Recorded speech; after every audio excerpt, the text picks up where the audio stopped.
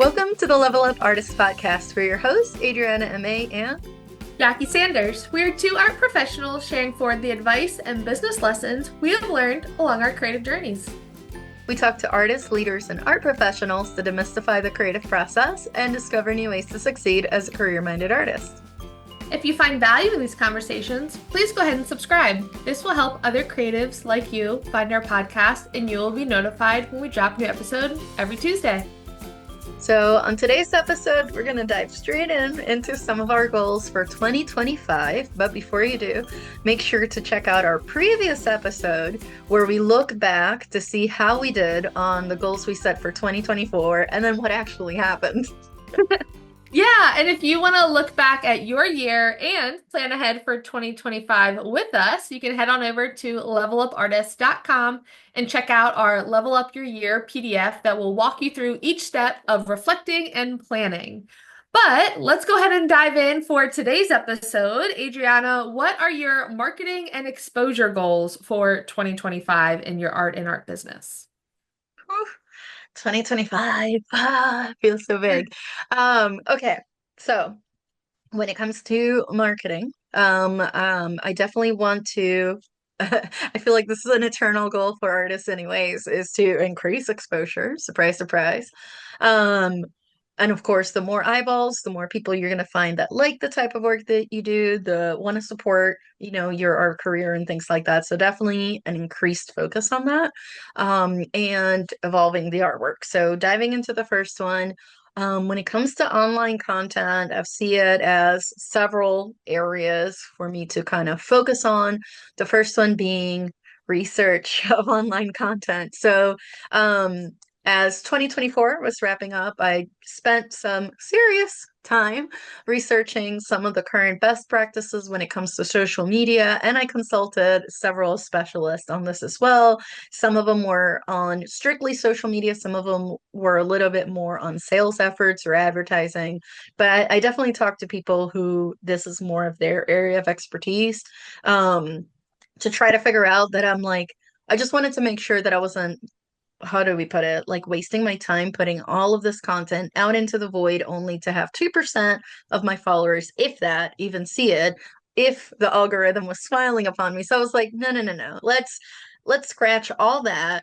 What can I do that could actually make an impact? It's not as much focused on number of followers or anything like that. It's more on basically the next point, reevaluating where is my desired audience at. So in that, I have two main areas or two main audiences that I was like interested or am interested in, kind of like seeing again, where's the best place to find them.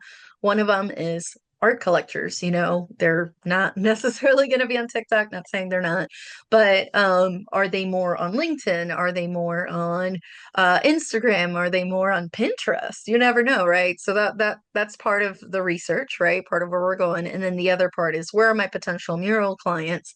And is there overlaps as to where these two groups of people are in? And how much would I have to basically customize my messaging to one versus the other? So that's part of the research, of going into 2025 as it regards to social media. Through this, I also looked further into paid advertising, and this is why I was like bringing another person into the conversation that knows what they're doing, because I've boosted a post here and there, but going into Meta's to me complex, ultra complex targeting system for ads, I'm like, I am out of my depth here. I just want to paint people. I just want to paint. And even though I do come from a marketing background, so I do understand the ROIs and all the KPIs and all these like technical corporate terms that come with, evaluating your performance online, I'm like, I don't care about any of those, honestly. I just want to know which ones, I'm like, I'm going to pay somebody else to help me. Which ones do I actually need to focus on and pay to get this thing to happen? Because if I have to just try to bootstrap this from ground zero to where it needs to go, it's going to take me a long time. I mean, there's a reason they're experts in their fields. They take years to learn the stuff. And again, I just want to paint. So, I mean, Yes, and I want to get my artwork to the right people, but I didn't want to just spin my wheels trying to figure all the stuff out. Just know enough to know which direction I'm heading towards and kind of what I want to focus on, but not try to learn the whole machine. That is way too much, and that's what, again, there's people that specialize in that. So, um, as part of my 2025 plan, the first thing is an audit of my current platforms, which ones have not been posted to in a very long time. This is one of those exercises of like, don't shame yourself for it because then you'll feel worse and then you really won't do it. It's more of a, what's the word we're looking for? Kind of like a status update of like, where are we at and what kind of plan are we going to set in motion for the platforms that I do want to spend time, money, and effort in, especially as it relates to advertising. So that's part of it. I have lost enthusiasm for social media before. If you ever heard previous episodes where I'm like, I'm gonna post so many times a week, and then crickets, nothing happens. So this time around for 2025, or as part of 2024 and going into 2025, I did kind of put new things in place with my extended team so that they can help me stay on track. And actually, some of it I am passing on and saying, here are the parameters, here's the strategy, here's my overall vision. Obviously, training's needed, of course. Can't they can't read my mind, right? So there's still effort on my part to kind of get them to see at least part of the vision, and then execute upon it. And then some parts of it I still have to do. Like there's no way around it. Again, I don't have like the funds to have a 24/7 minion, plus that would be like really scary, honestly. Um, but yes, setting in place the different things needed in order to execute upon these like strategic visions and plans. So that's part of a social content strategy, of course. And then as part of that, part of the focus is on educational content. Not gonna dance, folks. Not gonna dance. I mean, I'll wiggle my butt here and there, but no, I'm not doing the dancing TikToks. Not doing the funny, self-deprecating ones. I mean, I do like to consume some of that content, but I'm not interested in producing it. But I did have to research some of this. Like, do I have to dance? The answer is no, you don't have to dance. But the good news is educational content still does well online, which is good. And I do love sharing forward, my knowledge of art and business. So that part's fun too, but it's a matter of figuring out what format, what length, and what type of topics would add value not just to my art collectors, but also like potential mural clients and even fellow artists too. So that's part of the planning, for the content that's coming. Some of it has already been recorded. Excited about that. But at the time of this recording, not released yet, okay? Like I'm still putting all the pieces in place so that when it goes out, we can do some scheduling and have some of these things come out ahead of time or be scheduled in advance of time, I should say, so that if the season gets really busy, or like I said, I do sometimes lose steam for social media, at least the plan can still be executed with the materials and the content that has been prepared in advance. So that's the plan. And lastly would be newsletter versus blog versus Substack. So definitely exploring this up as a possibility. I've been enjoying reading posts by artists that I admire and some that platform has suggested to me, and the potential of discoverability and exposure that comes with it.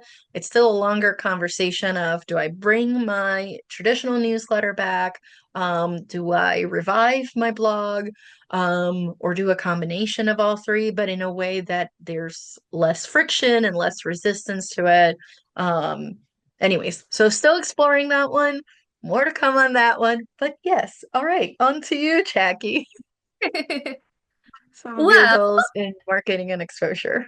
yes, marketing and exposure for 2025. I would say, really, when it boils down to it, I'm really focusing on what I typically focus on, but more refined now and with a clear focus of the goal of increasing that authentic connection between me and my audience.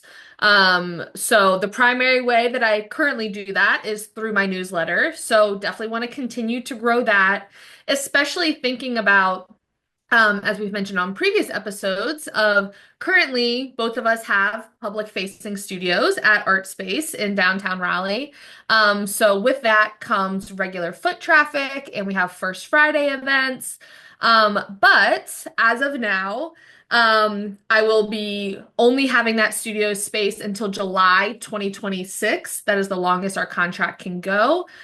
So already starting to think about that now, right? Like, what are these things in this last year that I want to make sure that I prioritize while I still have that space? And so growing that newsletter is also something that I think about as like an investment in my post art space art business, right? So that when I have future series that I'm sharing with the world, or when I have an event coming up, I have that audience to directly tell. So continuing to do that, but then from a continuing the authentic connection, I really do want to make a more intentional effort about documenting my process and my business. I feel like this was one thing that I did very well at the start of my business in like 2019, 2020, 2021. Inherently, just because as you are in the beginning of your business, I didn't have as many things going on from a opportunity standpoint, from an exhibition standpoint. And so I was able to, with the time, okay, if I had a solo show, I was making video content about the solo show, documenting and putting it on YouTube, like doing all of the things for every opportunity, just because there were substantially less of them as I was still growing. And I think, understandably, with the growing pains of having multiple like irons in the fire kind of thing, those documentation elements have gone down, which is not a bad thing by any means. Being busy is very good. It's a great problem to have. But now that I have more time with being full-time artist, not having a corporate job currently, this is something that I want to intentionally bring back with my digital content. So documenting like what I'm doing in my business, both for my own archive, but also for my followers and fans who are on my newsletter or on social media who can't physically come to my studio all of the time. Really showing more of that behind the scenes. What am I working on? What does my studio space look like? What opportunities are coming up? And sharing that with them on a regular basis. So another part of this also comes with skills that I do want to develop and have been on my mind, or I've started and then put it on the back burner a while ago.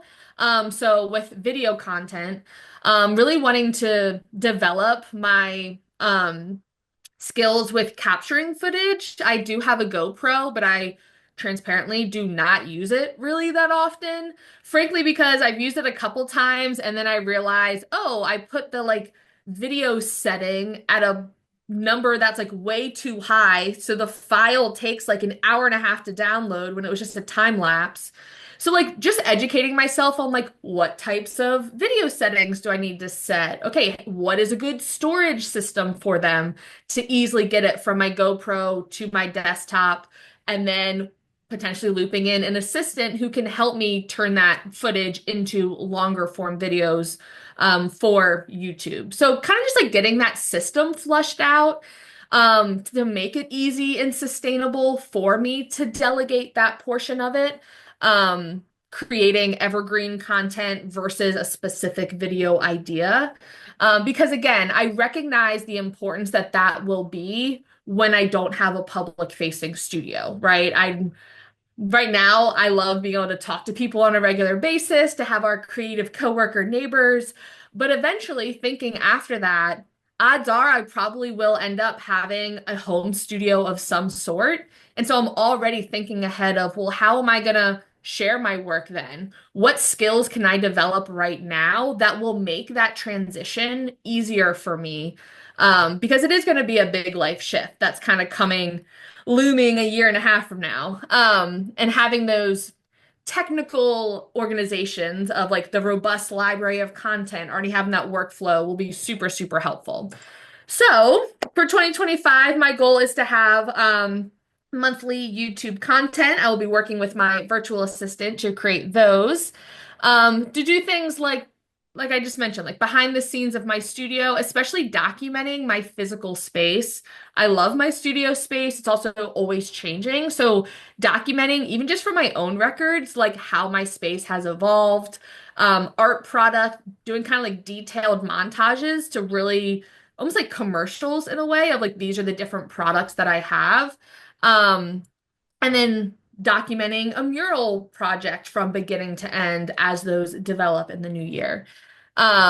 So part of this will also include turning YouTube content into those short form reels for TikTok or Instagram, which is not something that I have typically done for my YouTube videos in the past. So I'm excited to do that.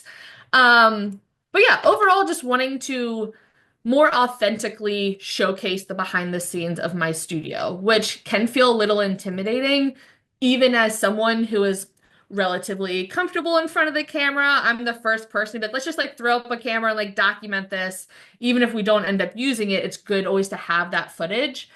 But to have that larger structure in place is something I'm excited for, and in a way that feels sustainable. Doing one video a month. I already have like the first 3 to 4 videos mapped out topic wise. But then after that, it's gonna change based on how my business changes. So planning out advance, but not too far in advance to where it's, I don't know, repetitive or having to change. And I think the one other thing that I'm really thinking about from a marketing standpoint is kind of related to art making too, but a lot of the work that I make is very deeply rooted in personal ideas and art concepts. And so I've always been very conscious about, okay, like how much does my interpretation of the work need to be communicated? Like the intention behind why I made it, the concepts that are part of it, and how much of it simply should be the viewer's experience and what they're bringing to the table. Like how much do you reveal to where it enhances the power of the work versus sometimes if you reveal too much, it may negatively change someone's experience or just I don't know, change it in general, maybe not even negative, but neutral of, okay, I thought this work was about something totally different. So I think that's one thing as an artist that we can always be conscious of is it is one, our right to disclose or reveal as much or as little about our work as we want. And that's just a concept that's really at top of mind for me. I don't necessarily have an answer for it. But as I shared in our previous episode, talk about 2024, I feel like the second half of this year, especially, has been a very heavy emotional chapter in both beautiful and difficult ways. And so I've really leaned into journaling a lot. And so as I'm now developing a new series based off of that, that's part of what's top of mind of how much of those journal entries are part of the work. How do I want to share them? Will they simply inform the larger paintings and the journal entries are for me? I'm not really sure yet. Maybe marketing will be a way that I loop in those concepts, whether with voiceover videos or different montages, but we're going to figure that out. So I think that's another thing, just not necessarily a solution, it's to be determined in the works, but recognizing the power that marketing can be an extension of your art form too. And it does influence how people interact with your work, or it certainly can enhance it. So that's something that I'm thinking about too. But as we transition to art making and income streams, Adriana, what are your plans for 2025 from an art making standpoint? Yeah. Well, and first I want to add to what you just said too. It's like art is a form of visual storytelling, if you will. And I love the idea of thinking of marketing less as icky just for sales, which I feel a lot of people kind of like, take that approach, and more of it's an extension of your story, of your artwork. And Yeah. you have two choices. You can either not say anything about it and assuming that your artwork becomes famous long after you're gone, somebody else is going to make that stuff up of what they think it is. Or you at least share some. You don't have to share everything, but you can at least share some of it. For the record, the history record, so to speak.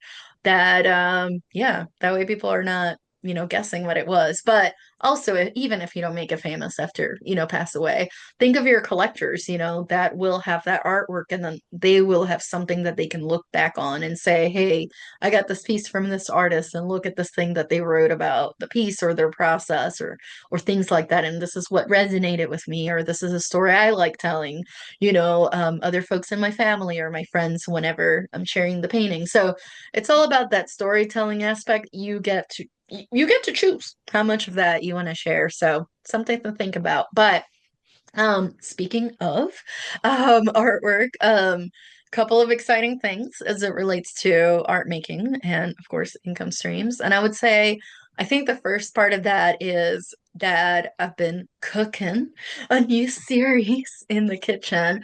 So I was reflecting back, so we did our look back episode, and just in general over the last few months, I've been reflecting back, and murals actually have helped with some of this reflection on Exploring Heritage was a series that I worked on a few years back. And then Visions in Color has given me so much, and I absolutely love it. Um, but I like the idea of working on specific themes and exploring these themes through a series or a body of work, and then just kind of going, beyond that. And seeing how much more can I push it, how much more can I evolve it. So not necessarily title in progress, not trademarked yet. Also, y'all don't take it, mine. But I'm kidding, I'm kidding. It's all in good fun. But something that I've been thinking about is that popular expression. Actually, it's been around for like hundreds of years. Yes, I Googled it. That expression of from the ground up, which some of it does apparently come from like building stuff. But that idea of starting or even restarting with a foundation and then building up from there. And I love that idea. Also, y'all know I love plants, so there's so much going on in there. The ground, the earth, the rising from it. And anyways, there's a lot of parallels in there. But that idea of the fact that it takes grit and determination, not just for creative and art careers, but also for personal life too. Especially if y'all heard the episode of 2024, some stuff happened. But just kind of like working through that. So I love that idea. I love the idea of taking a good hard look. This part's never easy, but it has to happen at my paintings, my sculptures, my murals, and while they share a lot of things in common, a lot of the same abstract shapes, a lot of the same color palette, some of the same geometric and also organic, lines in there. Just that idea of can I push the limits even further and see if I can make them even more cohesive?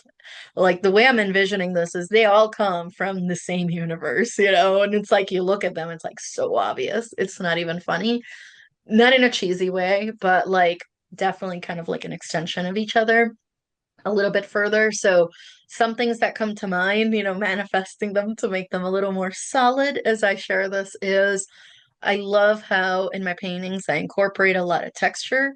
And I've been thinking, okay, murals already have some of that texture. Actually, wall surfaces is part of the idea of why I brought them into paintings in the first place years ago as I was evolving my art style to also be able to fit murals. Anyways, long story on that one for another day. But like my sculptures tend to be pretty smooth, even though they're very abstract and have a lot of shapes. The surfaces themselves are smooth. So can I bring some of that texture into them that the murals and the paintings already have? Another idea is in sculptures that have some monsters and creatures that are not elsewhere. Can I bring some of that into the murals? Can I bring some of that into the paintings? And then lastly, there's representational elements in my murals that are not in the other two. So it's kind of like that idea of how can I how can I bridge the gap? How can I close the gap even more? Like that bridge is already there, but how can I bring them closer together?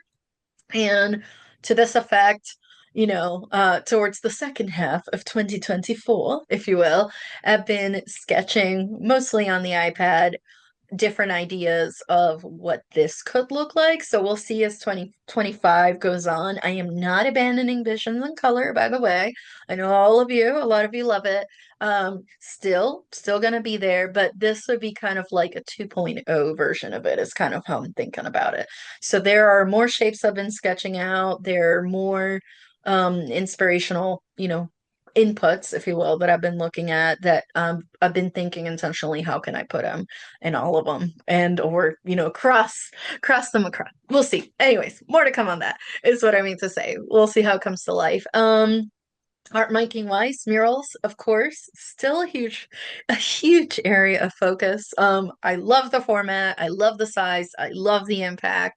I love the process. I love, in my case too, I do often bring out other people with me, depending on the size and complexity. I love the camaraderie that comes out of that versus painting by myself in a studio. There's a lot of things I love about murals. So definitely going to continue with that in 2025. I want to do a lot more of them. But I will say with that, as part of those goals, which I kind of hinted in the 2024 episode, and I'm going to expand on a tiny little bit on this one, is the idea of learning more about some of the business elements involved with it, with lead generation, types of businesses to propose to, some of the processes involved, and some of the like supporting marketing materials that are involved with it. So there's been a lot to learn and there's a lot to execute as it relates to trying to expand the mural side of my art practice and business. But I'm confident that these efforts will pay off in 2025 and beyond. That's the hope, that's the plan. So we'll see how that goes. And then lastly, and almost lastly, hold on, almost there. Another element would be workshops and learning resources. So um, also super exciting. Well, I'm not ready to share the full details as of the time of this recording. I have been working behind the scenes to bring workshops back. A lot of people are always asking me about workshops. They either know I've taught or have taken one of my classes and are like, when are you going to do more of these? So yes, I did put a pause on them in 2024. Not completely, but I did pause a lot of them and kind of prioritize more participatory type of projects. So that is the way in which I had workshops, but more of specifically, structure and structured educational content. That was something that I kind of paused for a little bit, but it's coming back. So some of the things that I get asked about that you may see pop up, aka stay tuned, is going to be in terms of mastery of color. I always get asked about that. I always get asked about how to create a cohesive style, like how to find your art style. More to come on that. And of course, I get asked questions about how to paint murals. So, anyways, I started few months back, I started recording some educational content on some of these themes and subjects and questions. They're in various stages of editing, but and also putting together some PDF resources. So more to come on all that. But yeah, I've been putting in some of the reps, some of the hours as it relates to this. So more to come on that. And on the 2024 episode, I mentioned something about an Airbnb muraling situation, and just want you to know that is in progress. So yeah, stay tuned. Stay tuned. And then lastly, in this area, would be business systems. So even though I do come from a business degree, business background and corporate career in, also business, um, I've been tracking a lot of things manually, and that's worked for me very well for a very long time. So I use databases in order to do this. So I can attach things and categorize things and know how my different income streams are doing, and all the different folks that have been supporting me throughout my career and everything else. But murals definitely add a level of complexity to it where keeping track of expenses is a little bit more complicated at times. So, in order to keep track of that, I'm upgrading my database. And instead, I'm going to start using Zero accounting software and working with the bookkeeper to keep these things a little bit more on track. Like I said, I have been tracking and I've always been tracking, but I think this will help because there's some automation that comes with it as well. And I think that will also help with things like when it's time to file taxes, it's a lot easier to like extract some of this information off of the reports created by the accounting software directly. So instead of doing a little bit more of a manual count. So yeah, we'll see. But yes, big strides. We're on track. We're on track. What about you, Jackie? What are some of your goals in art making and income streams for 2025? Oh man, always big goals, always big goals. I think I kind of have two main focuses for let's say in the studio and then kind of on the go when it comes to art making and income stream. So in my studio, and when I say that, like my physical space, um, one of my big goals is really something that's more logistics focused and resourcefulness is to really use up all of the materials that I have as much as I can. A year or two ago, I basically bought in bulk a lot of the panels or paints that I use on a regular basis, which has been really great getting them being able to like shop around, take advantage of different sales in order to lower the investments into each painting themselves. But again, thinking about 2026 move out of art space, where are all these panels going to go when I have a home studio? Will I want to store them? Will I want to pay for storage? And also, it does pose a fun challenge when you uh, tell yourself, okay, this is what the color palette has to be, this is what the surfaces has to be, this is the scale, to where you kind of like give yourself an assignment, which I personally thrive off of. Almost like creating within restraints is a huge thing for me. So that's one of the challenges I'm posing to myself, basically giving myself different prompts throughout this upcoming year of creating smaller series, even if it's just like 3 to 6 pieces that are all the similar size or all similar palette as I'm evolving my body of work and determining what it's going to be with journal entries and concepts, as I mentioned previously. So that's one of my in-studio challenges that will hopefully make my future life easier with having to invest less in storage solutions. But then also really focusing on the go art practice. So making it more efficient and portable to have a creative practice, which has really been on my mind a lot of 2024, especially with investing in an iPad and getting that started. But I think especially since taking my art business full time and finding that itch to embrace the flexibility that I now currently have from a schedule standpoint of things that I couldn't do before when I had a corporate job. Like, oh, I can make art, like I could go to a coffee shop on a random Wednesday and sit there for like 4 hours. Let's go do that now that I can do that. And so being able to have parts of my creative practice that are more transportable, and developing skills that I've been wanting to develop further. So things like designing on my iPad, really putting in those reps with either like a daily or weekly goal. I'm still determining what that looks like. Almost like creating a iPad curriculum for myself, whether it's like specific courses I want to take, maybe like recreating previous designs that I've done on the iPad, starting with the physical drawing, going digital, or just starting digital from scratch. Still trying to figure out what those KPIs are or like what I'm going to be accountable for, but it's going to be something more structured. The thing I'm thinking about right now is like creating a weekly ritual of it in a way. Recently, I've been doing coffee shop Fridays, so I've been going to a different coffee shop every single Friday just because I want to check out different spaces. And so having, okay, every Friday, go to a different coffee shop and you're going to spend X amount of time there. And when you're there, this is what you're filling your time with every week.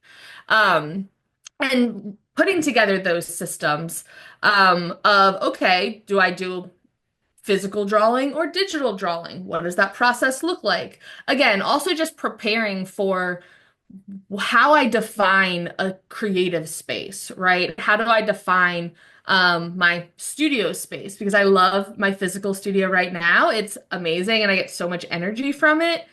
But I strongly respond to physical spaces that I'm in. So I'm really curious on how creating in different environments may affect the work that I make. Again, thinking of a more expansive mindset. So that's something that I'm really excited to incorporate from an art making standpoint. Um, and just logistically from it's being more efficient in terms of physical space of having a digital um, surface to create on, or creating things like my binder that I take with me. That's essentially like my own type of sketchbook, to create those systems where I can create anywhere, whether it's a mural mock-up, a PDF that's pitching a project to a client. Expanding an art product line is a big focus of mine in the new year. So whether it's yoga towels or water bottles, creating more products that are in line with my lifestyle and the meaning behind my work. And then also doing more shadow paintings and sculptures, which again, all of those, or a handful of them, I need my physical studio space to make them. But the art concepts and the designs can start whether with pen and paper or digital. So those are the two biggest things that I'm focusing on is iPad designs, creating something that's more efficient and transportable with that digital practice, but also drawing and journaling like out in the world, allowing myself to not just be working at home or working in the studio, opening up and embracing that flexibility of working at a coffee shop, working at a park. So, still working, not just relaxing and playing all the time, but redefining what a quote unquote workspace looks like because I have the schedule to do it. So, very excited about that. But from a personal goal standpoint, what do you have on the list for 2025, Adriana? And before I do, welcome to the tablet dark side. No, Which again, honestly, guys, I'm it's still like awesome. dragging my feet. How many years did I nudge you on this? How many I years? know, Not I know, just me, I obviously, know. but I know. And if people know, and as you've talked about, like Adriana, I feel like is very one of my like aspirations with like digital designing, in terms of like iPads of doing like painting mock-ups or mural mock-ups. And I have been dragging my feet on it, but I think it's one of those I need to at least give it a like a conscious effort before I would officially write it off because I love just the traditional pen and paper art making. I think there's such a grounding element to it. And part of Mhm. me has the suspicion of like, I don't want to deny my love for that, but I also want to be quote unquote realistic or thinking about scalable solutions. So trying to figure out what does that look like for me? Is it okay, the first 40% of a design or art concept starts pen and paper and then I evolve it digital? What does that look like? What part of the process? But yeah, I have been dragging my feet. I need to at least make a conscious effort to embrace it before I choose to dismiss it if that's a choice that I Yeah. make. Yeah. Well, and it's not an all or nothing. I mean, you can just have it as part of it. But yeah, you can definitely start on pen and paper. For those of you that are like, do I tablet or not? You don't have to tablet. Right, Makes things a lot easier. right. And some people do rely on, which episode for another day, but some people do rely on like doing it on sketching and then taking a photo. And if you're not comfortable with the digital, guys, there's always like Fiverr and things like that. You can send it to somebody else to digitize for you. So do not lose hope if it's either not in the budget or not something that you're that comfortable with, but you still need it digitized. There's options out there on how to do it. You'll still need a computer of some sorts, though, right? Like, actually, no, you might even be able to do it with just your phone and then just send a picture to somebody else and they digitize it. So, anyways, so True. yes, do not lose hope if technology is not your forte and or tablet is not in the cards. That's okay too. Pen and paper, classic has Yeah. been working for thousands of years and will continue to. So that's okay. I think that's the thing that as we wrap up this section, I'm thinking about like I would rather consciously choose to not have it in my creative practice because it's not aligning versus just not including it out of fear or Or lack resistance. of, yeah, resistance or like lack of wanting to invest in that skill, even though it is something that I want. So, we're on this journey together, everyone. Hopefully, you guys see a lot of digital mock-ups in my marketing content in the future. We will see. And if anyone else is borderlining or starting their journey with digital mock-ups or designing digitally, please let me know. We can be in this together. We can share tutorials and videos because I definitely have a group chat with some fellow muralists and digital artists in the area where we do that all the time, and it's very helpful. So stay tuned.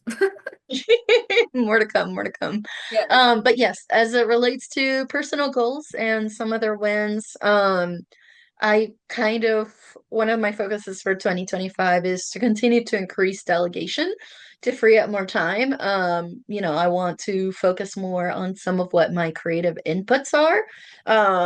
In making art or making content, there's so much that comes out of us, and it's easy to forget.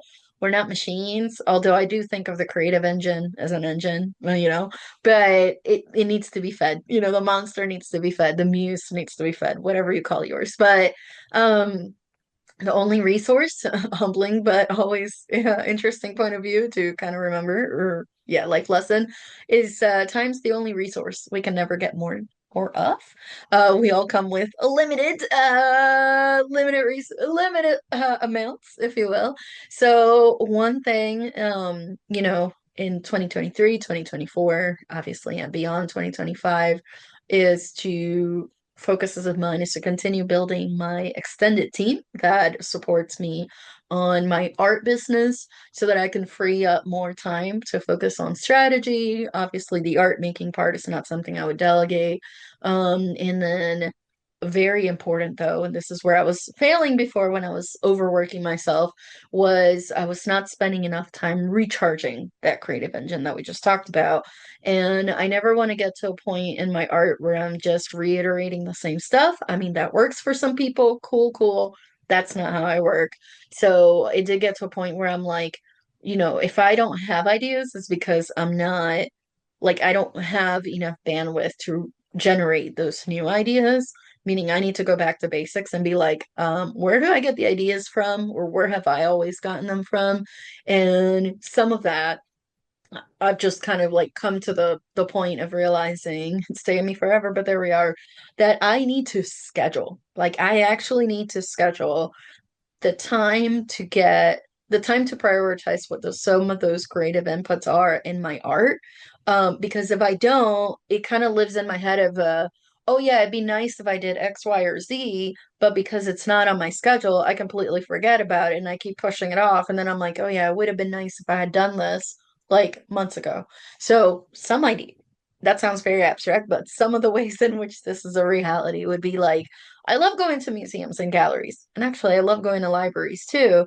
But if I don't schedule the time to do it, it can be forever before I go to one. And it's like, and then whenever I do, I'm like, why didn't I do this sooner? So I need to schedule that stuff out. Reading books. I love reading books, especially outdoors at parks and arboretums. Like, I don't know, it's like my jam. It's my jam, sitting underneath the shade of a tree. There's just something so freaking magical about that. And especially since a lot of my artwork is either like directly inspired by nature or fueled by being outside in nature, then I'm like, I just need to do it. And just going on a walk is not enough. It's more of I need to bring my sketchbook. Like I want, or I need to bring my tablet. Hey, there it is. Basically like more intentional about going out there and collecting. A lot of my shapes literally come from nature, quote unquote, going hunting on more of those abstract shapes that I love to incorporate. So more time for that. And then this one, logistic wise, is a little bit hard sometimes, but more travel, even if I do have mural friends that I talk to. I just did one, towards a fall, early winter 2024, where I visited a friend in Maryland who had already visited me in North Carolina earlier the same year. So even if it's just a couple cities over, just a couple states over, continuing to strengthen those relationships and or just straight up making those plans to, either go abroad or just go a few states over, and stay with a fellow artist friend, a fellow creative, exchanging ideas, just fueling that. But a lot of times in talking about our art practices or sitting together to do art together, like with my friend Olga, we were working on painting a window for a business. It was like pirate theme. It was like so much fun for Halloween. But like in doing that, I learned about some of her techniques and she learned about some of my techniques. And those are the kinds of things that then, unlike a class, it just, I don't know, it feels like a different part of the creative engine of like, ooh, that brush, like, oh my gosh, I gotta try this. But you're also giving an exchange. You're not just sitting there receiving from an instructor. You're actually, it's almost like we're both instructors for each other and students at the same way. It's like, it's a completely different setup, but I love it. This is why I do studio dates with other artists sometimes. Like we can just literally, it's just a back and forth. It's a that highway is just something else. Chef's kiss. So anyways, I need to schedule the stuff. Yeah, that's something I have a renewed focus on for 2025. And then another one is regarding physical health. I will admit, unlike our beloved Jackie here, I do not put that much effort into the fitness side of things, and sometimes I regret it. Uh, I'm like, oh, I wish I could. Oh, wait. Yeah, I gotta put in some of that work first. So, something for 2025 is I've done yoga before. I've enjoyed yoga before. I've loved it before. I've also fallen asleep at yoga before. It was kind of refreshing, I'll say that, and allowed in the class I was in. But I do want to bring that back into my practice. I mean, it could only help make me more flexible for a mural. So as I do more physical outdoor work, it can only help. So I do want to bring that back. And then I've been considering other forms of fitness that would be in alignment. I've done things like scuba diving, which is actually physically taxing, but when it's off season, what else could I do? So I've been looking at a YMCA facility near my house. Looking at indoor swimming or if they have track or gym or I don't know, maybe some fun dancing classes. I've done Zumba before and similar ones. Things where I am in a more I don't want to call it like full on social setting, but almost. It's almost like that anchoring that a lot of us ADHD Hers need of like doing things in the company of other people that are doing the same thing gives you more likelihood that you'll do it in the first place versus saying, I'm gonna buy this machine and I'm gonna do solo at home. Yeah, right. I'd rather be sketching on my iPad than than walking than on a bicycle or something like on a stationary thing, bicycle or whatever. Anyways, more to come on that. But yes, I want to 2025. Obviously, when we recap at the end, we'll see how it goes. That's something that I want to incorporate back into it. But no, we won't be running. That's Jackie. Right, Jackie? Are you gonna be running somewhere? Yes, yes. I will definitely be running some more, knock on wood. Hoping not to do any injuries or anything, but we'll see. We're keeping the odds in our favor. But yes, physical health is definitely very important, as we've talked about in this episode. And we talked about last episode of that is also one of those things that if we as humans do not take the time to prioritize our physical health, then our body will respond accordingly and force you to rest or force you to do medical recovery in some way of physical therapy or things. So that's very exciting, especially YMCA. We love the YMCA. That is currently where I go. They have multiple locations around our area, and it's definitely going to be a focus of mine in 2025 as it's continued. So I think that's one of the big personal goals that I have. Every year I have physical goals of some sort. But the biggest thing that I'm going to be focusing on will be like fitness that's focused around joy and human connection. So I love running now. I feel like it's really good from a mental health standpoint, but my approach to running is very different than it was like 6, 8 years ago when I did run a half marathon before, and I felt like I was very hard on myself the entire time I was training. Like, I need to push for this time, or I need to do this, or I need to run today. When, like, the whole point is to enjoy the process, right? Yes, challenge yourself. Yes, push yourself. But I feel like as soon as I hit 30, I was just like, well, like, I'm not gonna be mean to myself. Like, the world's hard enough. Like, I'm not gonna be a bully to myself. And like that high school coach in my head of like, you need to do this or you need to do that. I'm like, I'm not doing that. But focusing on like I have a 10-mile race in March and then potentially a half marathon in February. I haven't decided if I'm doing that or not. Where I think my goal for those would really just be to complete the race, whether it's the entire thing without stopping, whether it would be I'm gonna run until I don't want to run anymore, and then I'm gonna walk. And either way, I'm still gonna cross the finish line, and it's gonna be great. But really focusing too on those are both races that a good friend of mine is also doing.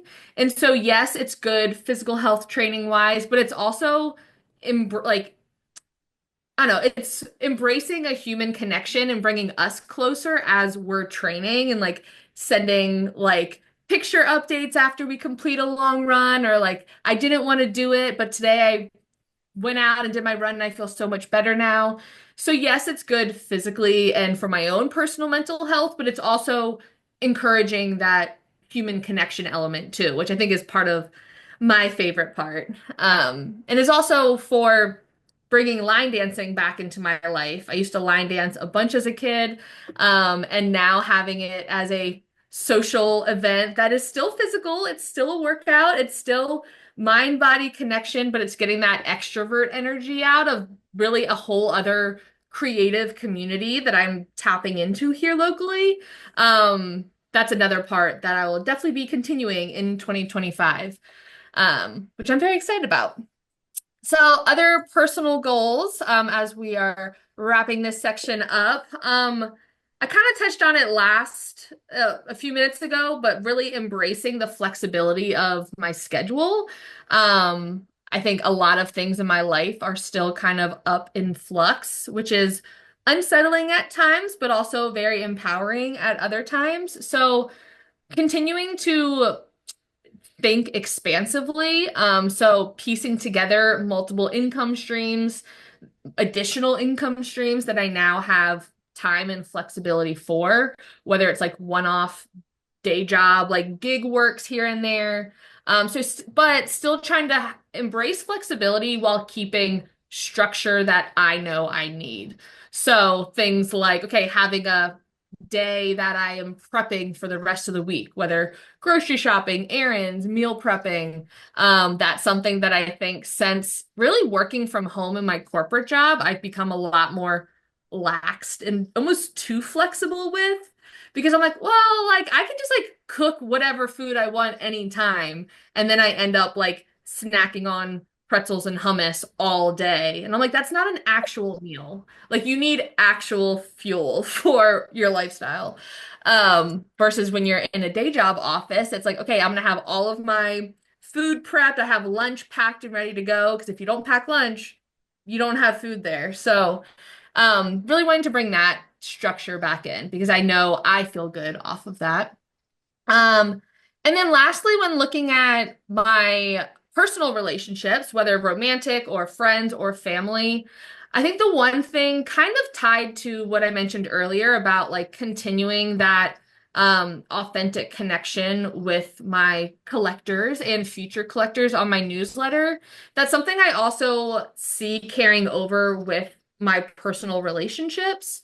Is 2024 was a very heavy year for me, but it also was a year where I feel like a lot of people in my life really showed up for me in an amazing way. And in ways that I not that I didn't expect, but I would never be someone to like ask for help, which is its own issue in itself that I need to work on.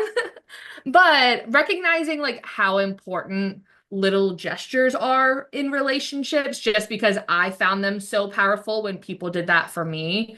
So something like sending a text when you know someone's about to have a hard day, or like sending them a card because like you just appreciated time that you had together, or thought of a memory from when you were friends in high school and just like, I'm gonna send them a card and tell them how much they mean to me as a friend and how thankful that I am for them.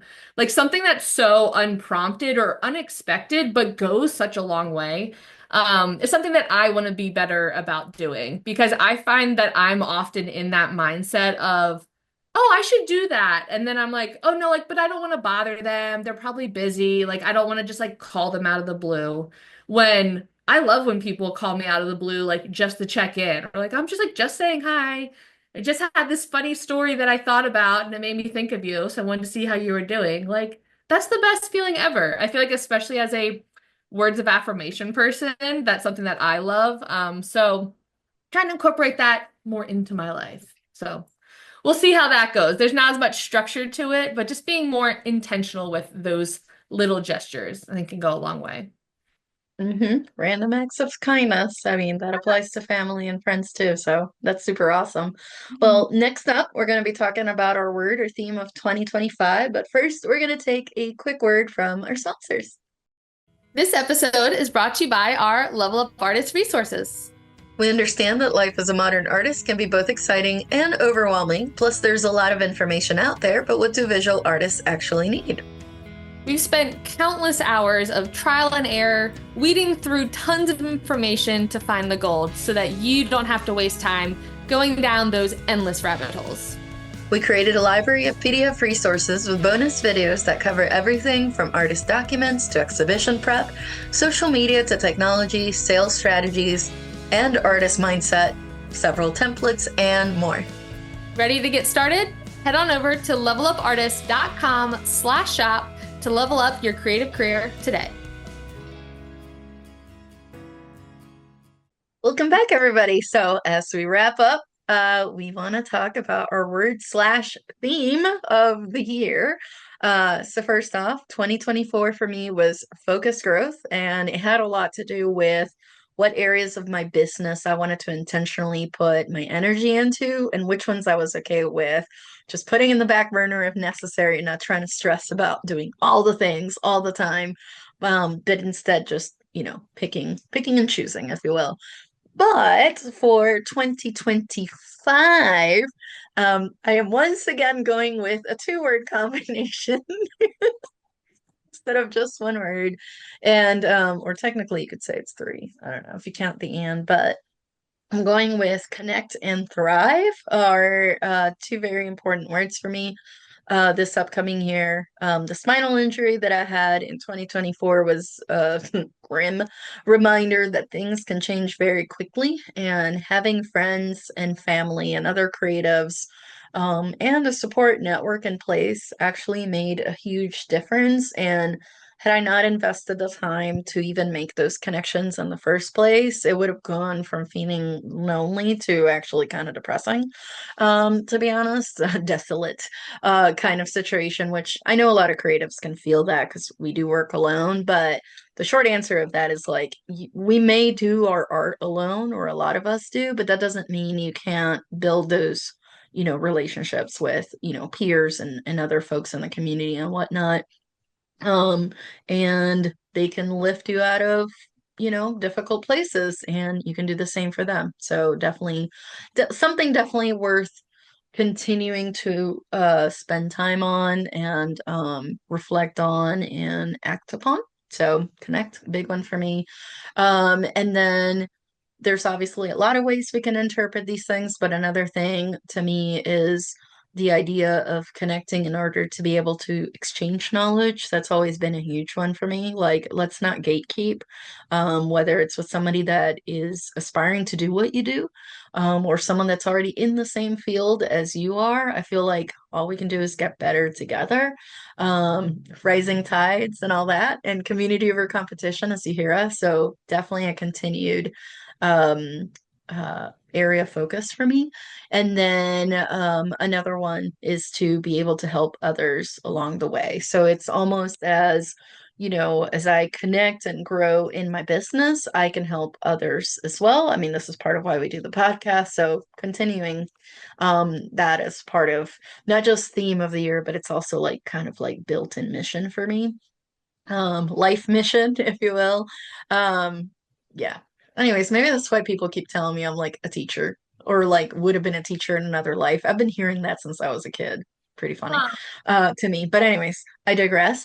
And then the thriving part of it to me extremely important. I feel like by setting the systems in place, creating the network in place, in order to build a thriving business and, of course, a personal life, that in turn gives me more bandwidth to help others too.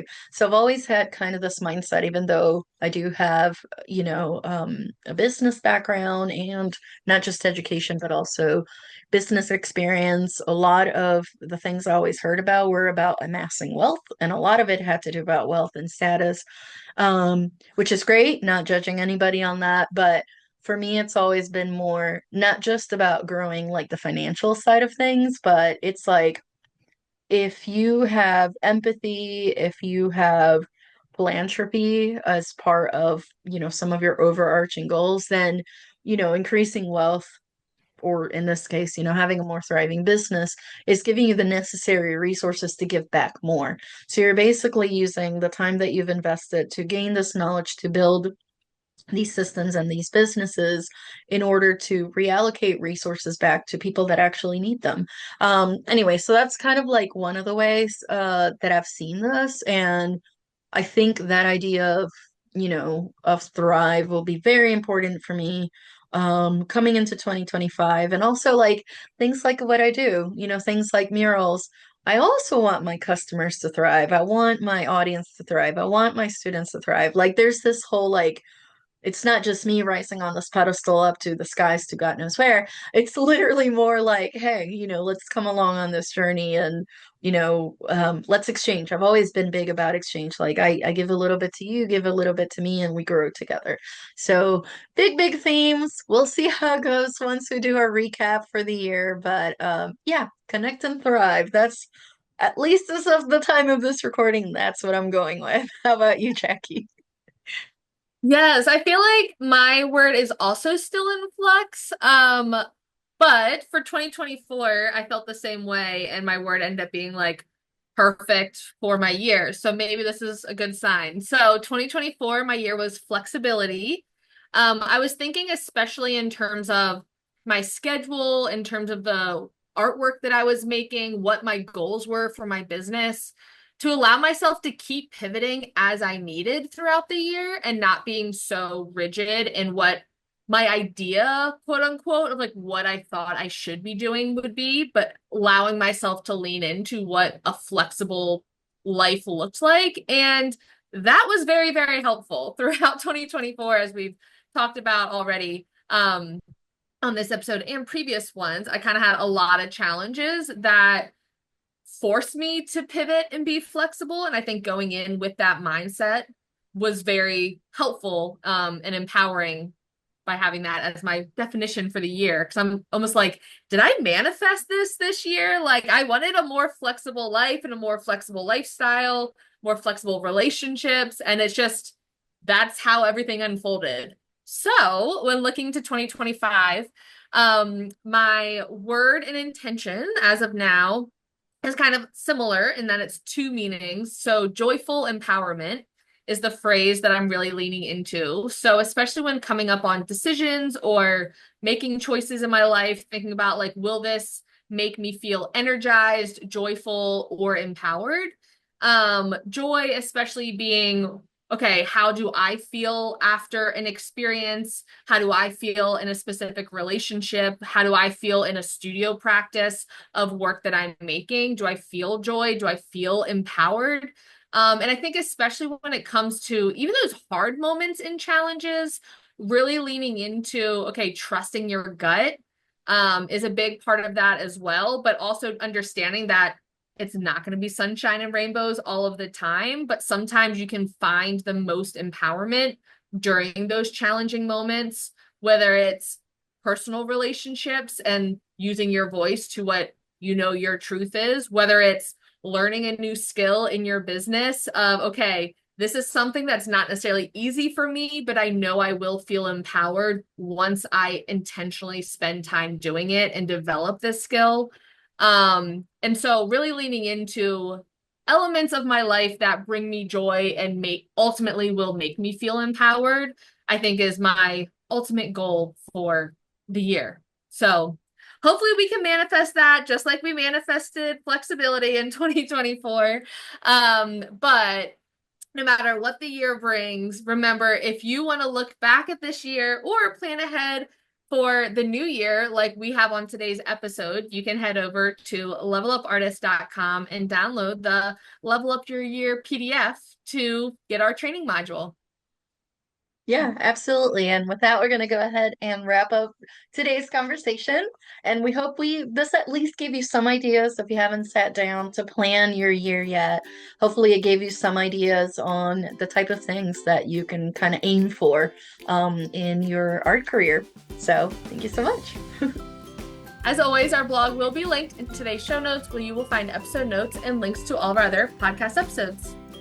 And if you want to stay connected with us in between episodes, share your feedback, or have a question you would like for us to answer on the podcast, you can reach us through social media. I'm at May Art across all platforms. And I'm at J Sanders Studio on all platforms. And if you want to follow the podcast, we're at Level Up Artists on Instagram. Yep. And remember to visit levelupartist.com to get access to template, resources, and more to level up your creative career today. Thank you so much for listening. We'll talk to you next week.